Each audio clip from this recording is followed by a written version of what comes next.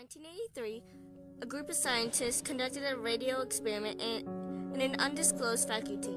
The scientists had theorized that a human without access to any sense or ways to perceive stimuli would be able to precise the sense of God.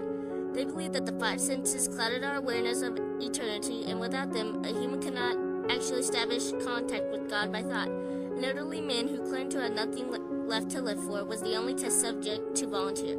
To purge him of all of his senses, the scientists performed a complex operation in which every sensory nerve connecting to the brain was surgically severed.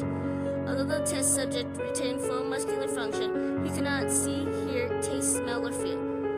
With no possible way to communicate with or even sense the outside world, he was alone with only his thoughts. Scientists monitored him as he spoke aloud about the state of mind in jumbled, slurred sentences that he couldn't even hear. After 4 days, the man claimed to be hearing hushed, unintelligible voices in his head. Assuming it was an onset of psychosis, the scientists paid little attention to the man's concern. 2 days later, the man cried that he could hear his dead wife speaking to him, and even more. He could communicate back. The scientists were intrigued, but were not convinced until the subject started naming dead relatives of the scientists. He repeated personal information to the scientists that only their dead spouses and parents would have known of. At the point, a sizable portion of the scientists left the study.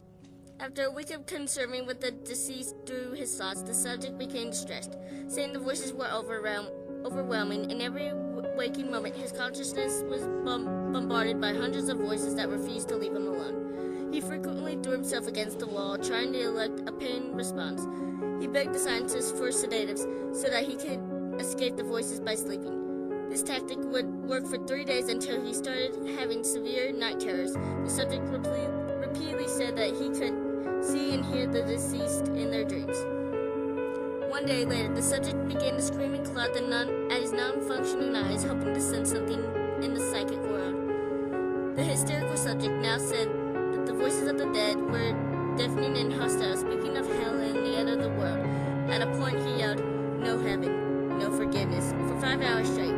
He continued to beg to be killed, but the scientists were convinced that he was close to establishing a contact with God. Day after day, the subject could no longer form sentences. Seeming mad, he started to bite off chunks of his flesh from his arm. The scientists rushed into the test chambers and restored him to a table so he could not kill himself. After a few hours of being lied down, the subject halted his struggling and screaming. He stared blankly at the ceiling as teardrops silently streaked across his face.